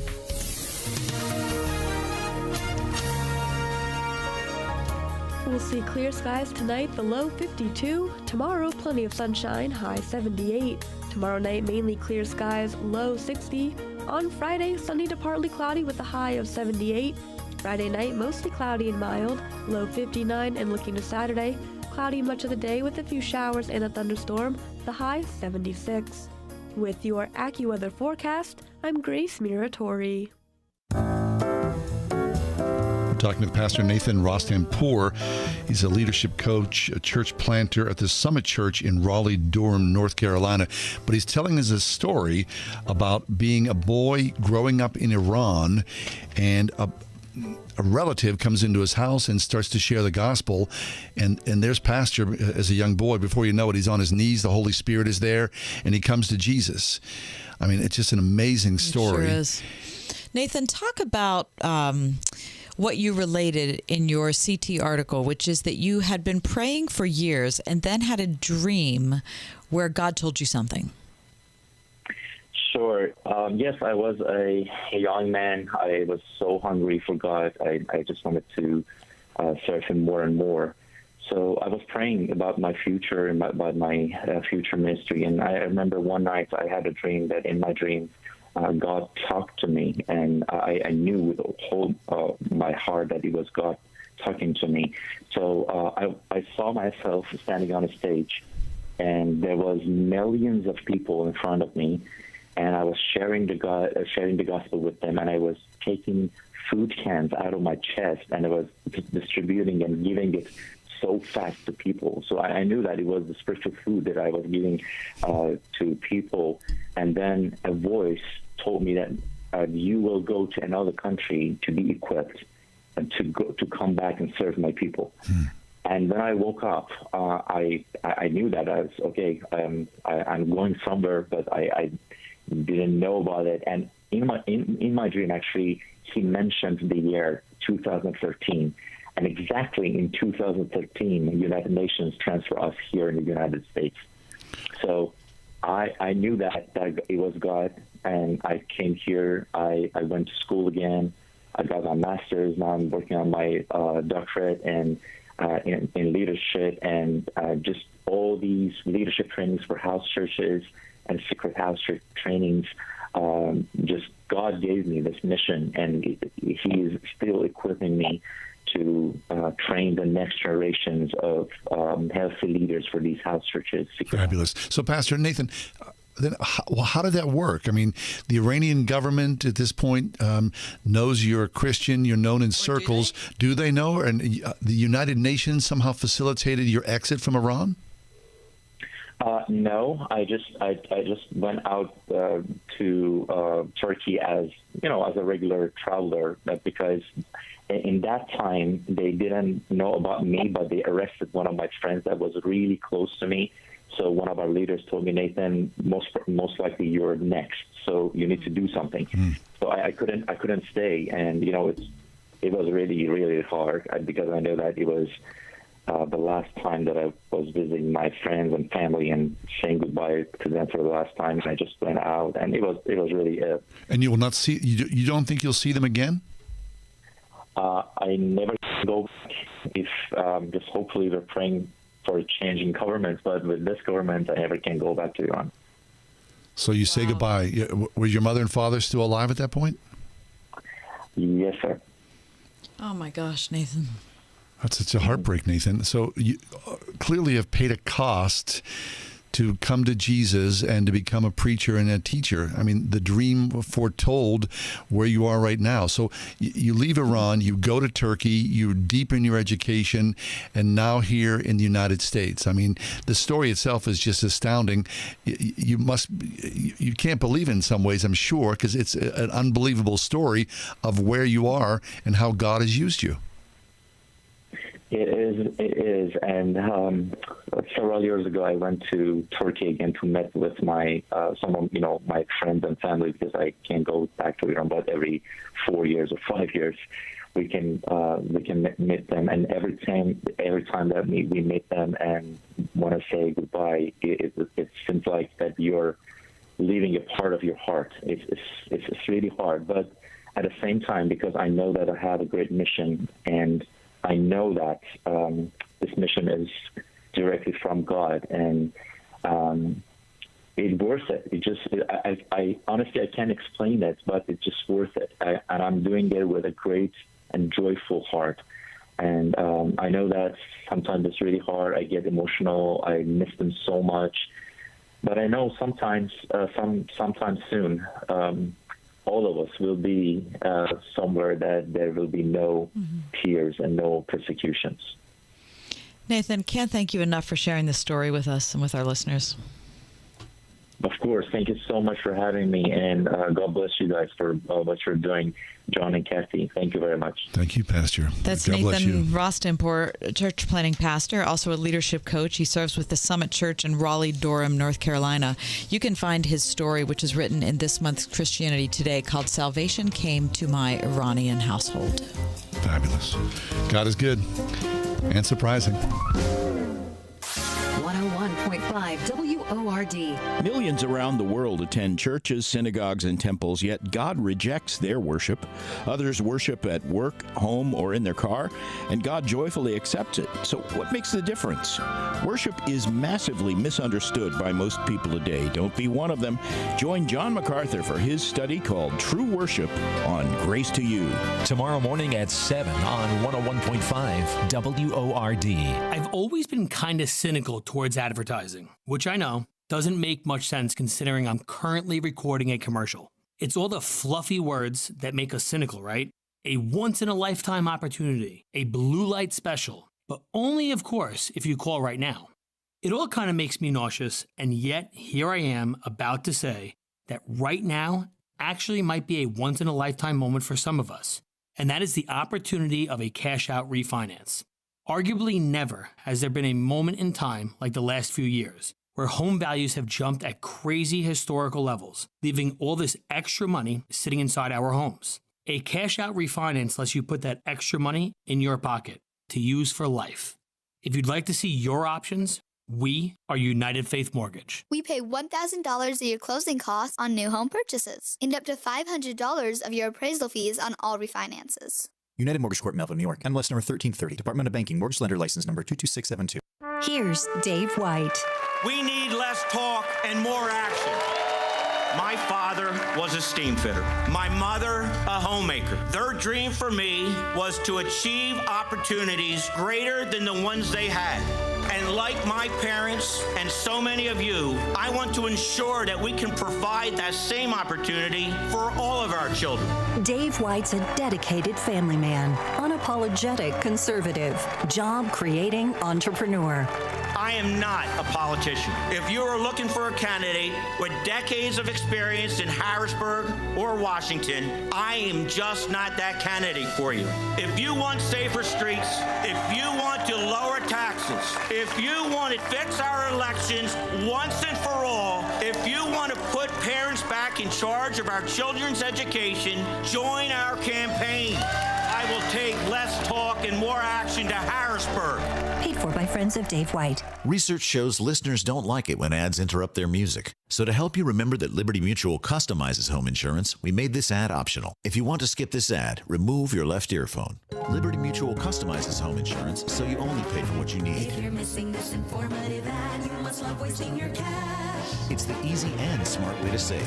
Now it's all been said, so if that earphone was out, put it back in your head. Only pay for what you need at libertymutual.com. Liberty, liberty, liberty, liberty.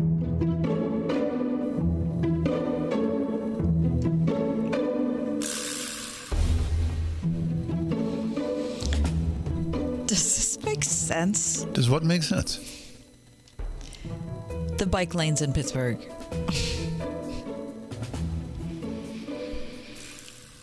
Why are they random? I don't. They're not random. Yeah, they are. I don't understand why. Like, there'll be a bike, like you're on Penn Avenue in the Strip, right? Spontaneously, there's a bike lane there. Okay, we're going into town. Except that once you get into town, it like disappears. So where do those people go? Why? And why did? So if there's no bike lane there, why was there one 2 blocks back on Penn Avenue? Okay, so I've been a biker all my life. Mm-hmm. I have a very complex relationship with the bike lanes. Okay. But I was with a friend on Sunday who is a very serious biker. All right. Who has traveled from Pittsburgh to D.C. Yeah. several times. And she was describing from where she lives and how quickly she gets on a bike lane, which takes her to another little tributary, to another little tributary, to another little bike lane tributary that puts her on the trails. Got it. And it kind of was like a light bulb went off, and I was like, oh, I see. So they built incremental steps. Instead of having a bike lane that goes all over the city, of course, that would be crazy, even though it does feel like that to you. I saw her perspective of the value of the bike lanes that protects her until she gets on the trail. So it makes sense to me. And I know it's easy to mock because they do look crazy, but I'm telling you, they keep bicyclists safe. So it does make sense to me. Because it's dangerous out there. Are you telling me, John, I don't know what I'm talking about? Well, I'm not saying that. I'm just saying, you see them and you kind of go, it seems willy-nilly to me. And I get that. Are you saying I need more education? Maybe a little. All right. Well, for now, I'm going to hear what you say, and I'm still going to say they don't make sense, but I'm going to keep an open mind. Okay. So I'll see your bike lane and raise you. What doesn't make sense to me is a moped.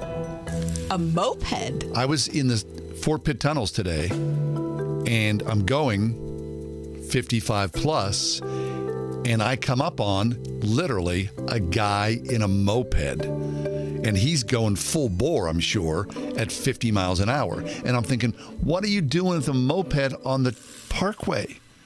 But there he was, and he had a helmet on. Did he look terrified? No, he looked like he was going to work. This isn't Bermuda. He had a moped. And you see people, you see guys on little bikes, little motorcycles, and of course the hogs and everything in between. The bigger the bike, the better, the more safety, because it's dangerous out there, whether you're riding a bicycle, a moped, or a motorcycle. So a moped on the highway doesn't make sense to me. No, I'm with you on that. Be careful out there, you guys. You took me to task on the bike lane. Sorry.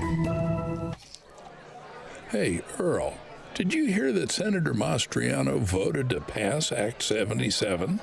You're kidding. Isn't that the law that allowed no-excuse mail-in ballots that the Democrats are abusing? Yeah, but it's worse than that. Mastriano also proposed that folks with COVID should be mandated to register with the government or be punished. And that's a violation of my privacy rights. What will they come up with next? A tax increase? Earl, now that you mention it, he has. Mastriano is proposing a 60% increase in our Pennsylvania income tax. Wow. Unbelievable. I'm sure glad I talked to you guys. Don't be like Earl. Get the facts. Doug Mastriano can't be trusted. Paid for by Pennsylvania Patriots for Election Integrity, LLC. Last year, over 100,000 people in the United States died from drug overdoses, and alcohol-related deaths are rising. This has to stop. At Recovery Centers of America, our local team of experts is dedicated to treating addiction and healing families. With cutting-edge science and medicine behind us, Recovery Centers of America takes a holistic approach to treatment, addressing the source, symptoms, and contributors of substance use and co-occurring mental health disorders. Call 1-888-RECOVERY now for immediate help. You don't need to travel far to access world-class care and family support services. Our inpatient and outpatient centers are located near you, so you can achieve recovery close to home. Plus, we offer outpatient telehealth services. If you are suffering and don't know where to turn, we want you to know that you are not alone. At Recovery Centers of America, we will answer your call 24/7.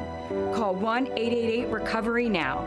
That's 1-888-RECOVERY. The Mechanical Services Company. Trusted, proven, preferred. If you can fix the big stuff, you can fix the small stuff. The Mechanical Services Company has fixed HVAC systems large and small for over 100 years. For fair treatment, expert service, and affordable solutions 24/7, 365. Find them online at tmschvac.com. The Mechanical Services Company. Trusted, proven, preferred. Biting into a sandwich is good. Getting the perfect bite of KFC's juicy, hand-breaded, 100% white meat chicken filet with tangy mayo, thick-cut pickles, and a buttery brioche bun, that's finger-licking good. Order the KFC chicken sandwich in classic or spicy today. Prices and participation may vary.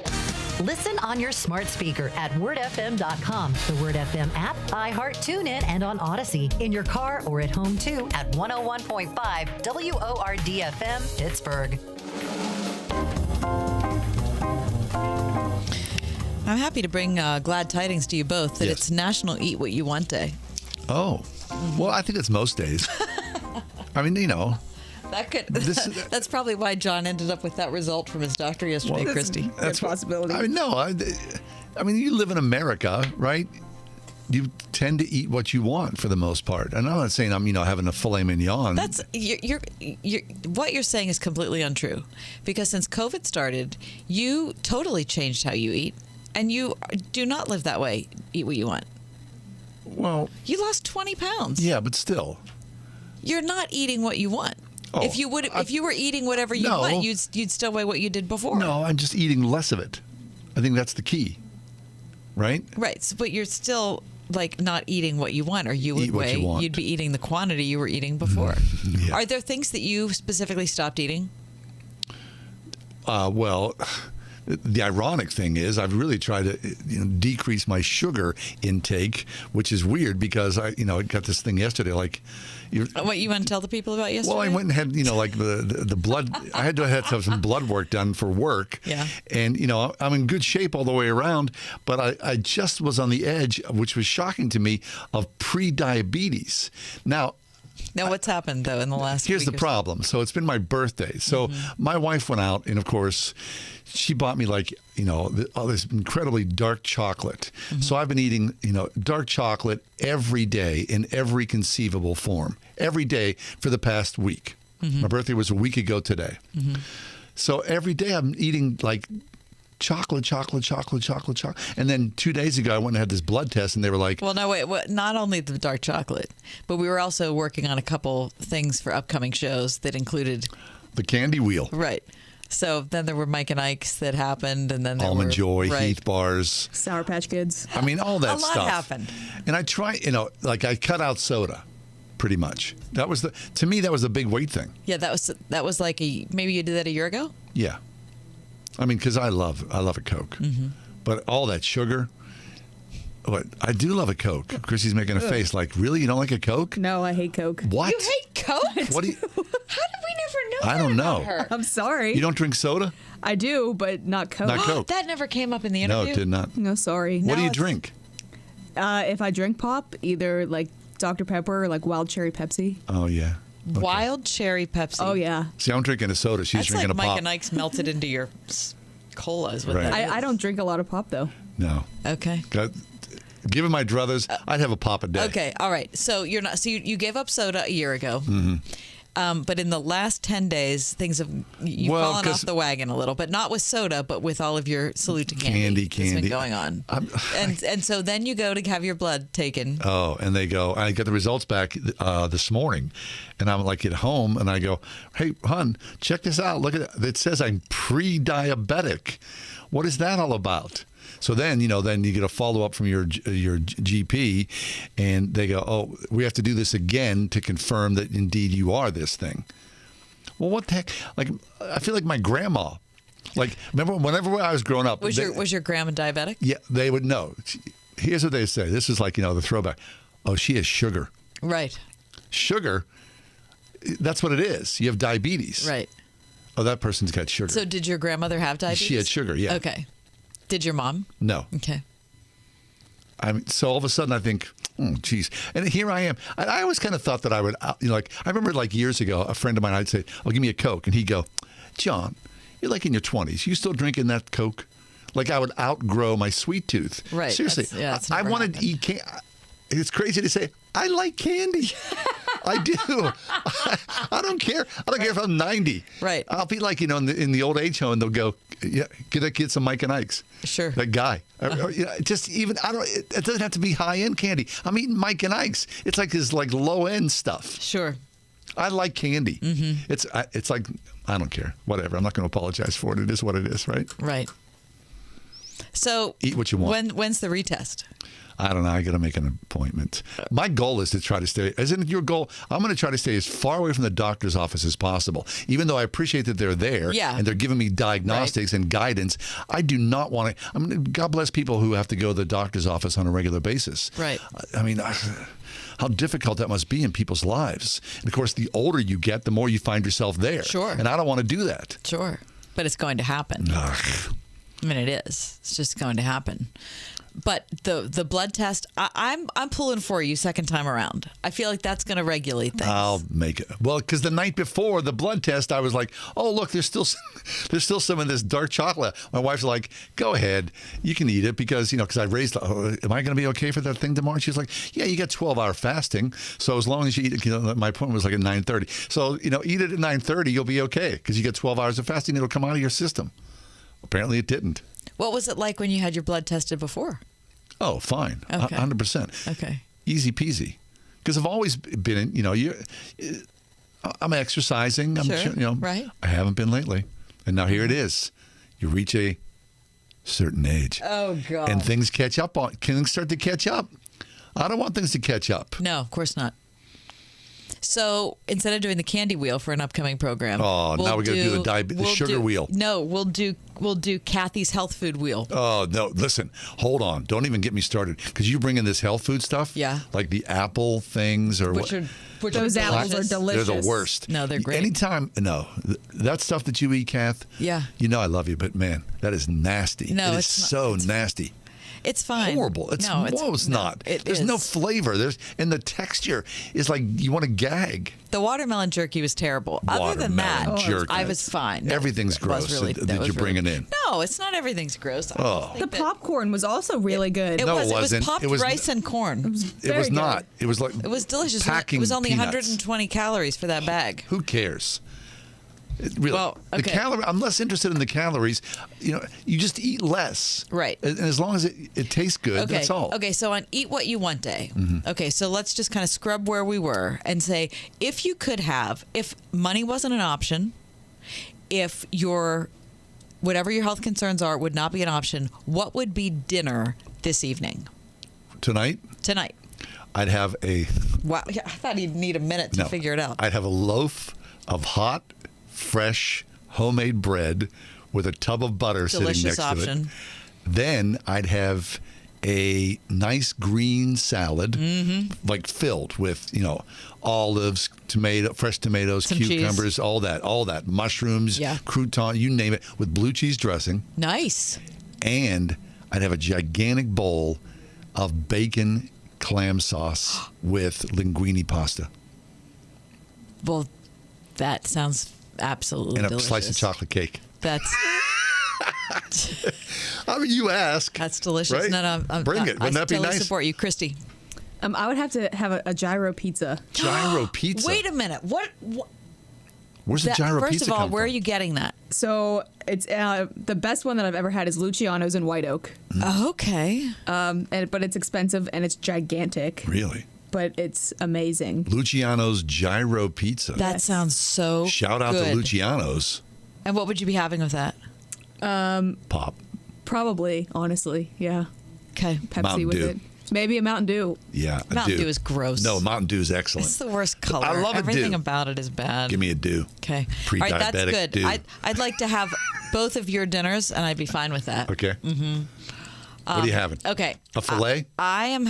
That sounds delicious.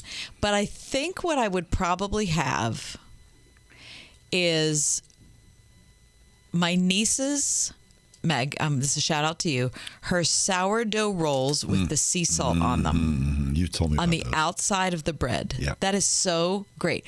With butter, like really good butter. Yeah. Not like pedestrian butter. Irish butter. Yeah, and certainly not country crock or whatever that junk I is. can't That's believe it's not butter. We all can believe it's not butter because it's so terrible. Okay, that. I believe I would have a green salad with gorgonzola and raspberry dressing. Yummy. Bacon in there. And for dinner, I would have salmon, grilled or smoked, either one, with a baked potato. Nice. Green beans. And then for dessert, I think I'd have cheesecake from... I just had cheesecake from the Lincoln Bakery, which is delicious. So I'm going to go cheesecake from the porch. Yeah, eat what you want today. Wouldn't that be nice if you could? What are you going to eat instead? Or you're going to get your kid from college. Right. I'm going to be having snacks in the car. I had 2 slices of American cheese earlier. It can only go up from there. Hey, thanks for being with us. Eat what you want. Love you guys. Have a great night. The Ride Home with John and Kathy, a production of Salem Media Group. This is Carol Platt-Liebau for townhall.com. Since